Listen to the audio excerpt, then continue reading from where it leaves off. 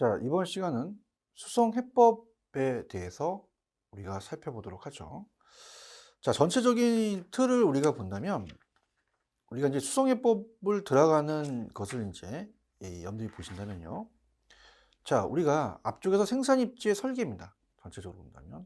그래서 여기를 왜 들어가는지 아니면 이제 전체적인 틀을 이제 본다면 입지 의사 결정이었어요.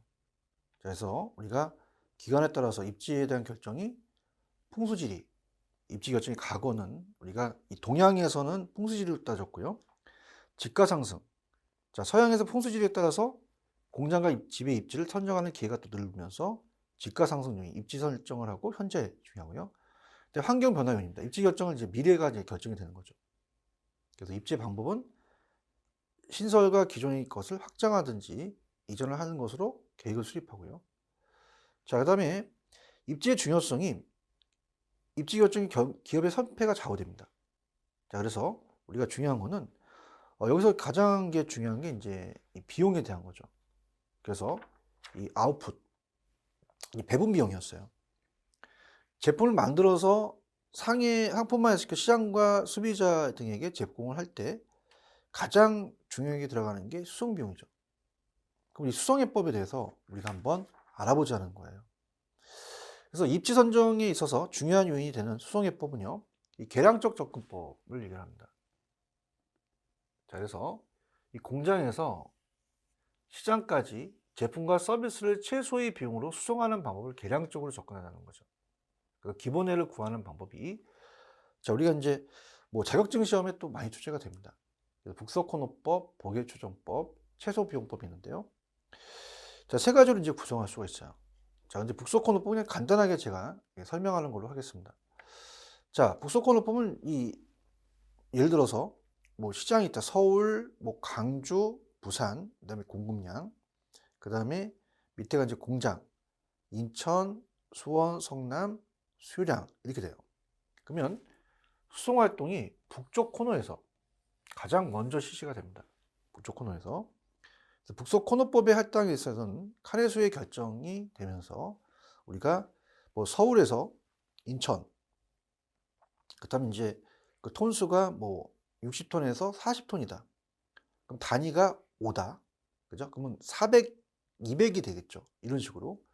또 서울에서 수원, 뭐 광주에서 수원, 부산에서 수원, 또 성남에서 부산 이렇게 해서 북서 코너법으로 이렇게 가는 거예요. 자, 이런 식으로 이제 총 수송비를 갖고 이제 보는 겁니다. 그래서 북쪽 코너에서 가장 먼저 실시하고 그 다음에 어때요? 배분한다는 거죠. 그래서 서울, 인천이 가장 북쪽에 있으면 이제 전체 수요량이 60톤이면 이제 나중에 이제 40톤이 있다. 40톤에서 5단이다. 그죠? 200 되겠고요. 수원에서 20톤인데 4단이다. 그죠? 그러면 24를 곱하면 80이 되겠고요. 또 이렇게 넘어요. 또 광주와 수원 사이에 봤을 때 뭐 30톤에 대한 수요량인데 6단이다. 180이다. 그 다음에 또 부산으로 갑니다. 수원과 부산 20톤이고 8단이다. 160.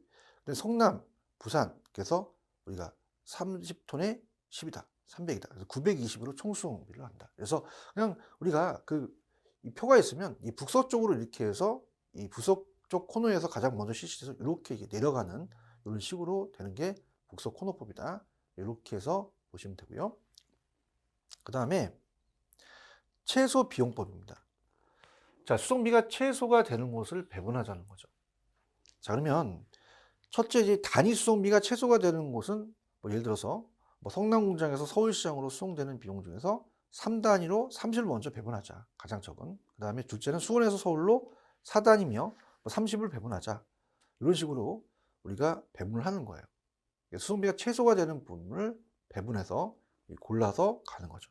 북소코너법하고는 다르죠. 그래서 우리가 뭐 예를 들어서 셋째 수원에서 강주로 6단위에 30을 배분하자. 넷째 수원에서 부산에 8단위에 10을 배분하자.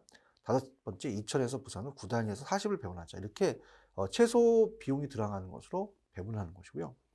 자, 보길추정법이 조금 많이 어려운 겁니다.